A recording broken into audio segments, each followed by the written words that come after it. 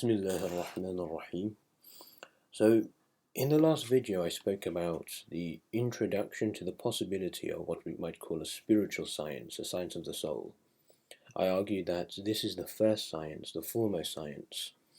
There's multiple ways to look at this. It's the first science from a theoretical perspective, to ground the sciences, to ground mathematics, to ground philosophy, to ground the idea of knowledge itself. There needs to be this foremost noetic spiritual science.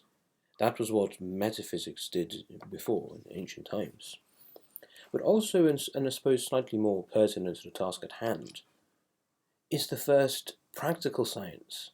Before there is any science, by science I don't just mean something abstract and technical. By science I mean an organization of knowledge.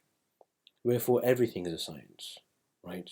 Even the most practical thing you can think of, a sport has a science, has a knowledge, and all activity is the implementation of knowledge. In fact, that's the ancient definition of art.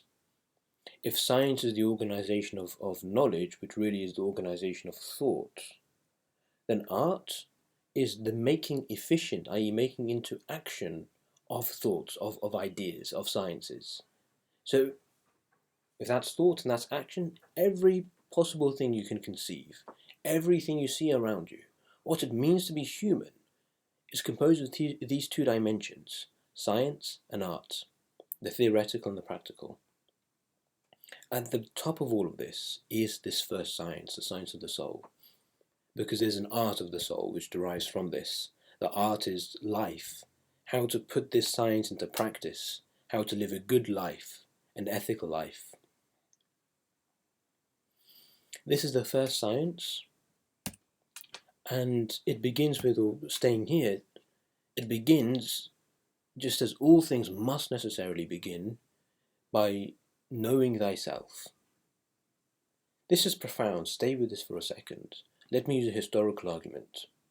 The ancient Greeks, unto whom we are indebted for really all science, all theoretical knowledge, we have the lustrous examples of Pythagoras, of Plato, of Aristotle, and of the great artisans, the great warriors, the great statesmen, whomever you would think of. But now this civilization, with all of its glory, if it were asked to conceive that all in one maxim, in one sentence, if it were asked to summarize the entire echelon of its achievement, it did so in this one maxim. This was the pinnacle, the crux, the basis, the wellspring, to know thyself. And putting that particular example aside, in fact, this is affirmed. This is affirmed in the heart of all great religions, all mystical traditions. Know thyself. مَنْ عَرَفَ نَفْسَهُ فَقَدْ عَرَفَ رَبَّهُ, as the Prophet Muhammad said. He who knows himself knows his Lord. The pathway to the most consummate knowledge, towards consummate happiness, felicity, towards the realization of all purpose and meaning. As the greatest people have summarized it, is this: know thyself. That's a historical argument. The theoretical argument, I won't go too deep into that now, but it's kind of what I summarize that. Well, before anything outside here, there must be the self. Yes, you're studying the world through a microscope, but behind the microscope is you. You can only make sense of what you see because you understand how the microscope works. You have knowledge of the microscope. But before that, you must have knowledge of how to see. And you only have knowledge of how to see if you have knowledge of yourself, your deepest identity. From a more real practical example, whatever you want to do in life, whatever you want to achieve, whatever you want to become, it's you. You're the subject, you're the actor. And especially in this world, we've forgotten ourselves. We think so externally, and even the greatest, like supposed spiritual authors, self-help gurus, motivational speakers, the advice they give is usually always external. They will help you for how to be productive. But that productivity is something here, it's outside. They'll teach you how to do something well, how to get ripped, how to have an amazing body. That's great, but it's still outside, and what you're forgetting is the one kernel to all this is that, yes, you can learn the best advice of how to go to the gym and how to work out, of how to increase your productivity, of how to have good relationships, of how to attain these things, of how to attain spiritual satisfaction, but still these are states, things. It's like colors. But beneath all these states and changes and qualities, there must be a substrate which underlies them all. That's the self, because before you even go to the gym, you need to have a self which is willing to go to the gym, and that's the biggest obstacle. Right? I think if you take the statistics, most people who watch David Goggins or whatever, they're not doing anything. 90% of the people, they watch these podcasts, they watch these motivational speeches, they watch ripped bodybuilders. Are they themselves doing it? And they listen to this advice. I mean, bless them, I'm not saying that it's nefarious necessarily, but look, a great bodybuilder is going to give you advice for how to train in the gym.